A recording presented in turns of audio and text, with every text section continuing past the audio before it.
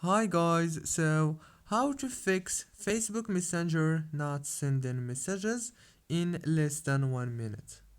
First thing, open the settings and then go to the apps manager. When you open the apps manager on this page, you will find every single app you have on your phone. Search for Messenger and then click on it like this. Now, click on Force Stop to stop the app from running in the background of your phone. And then click on Notifications Management. Make sure to enable all the notifications and then go back. Click on Storage.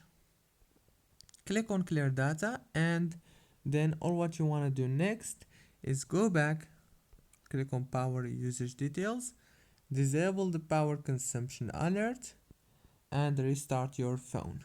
Don't forget to like and subscribe.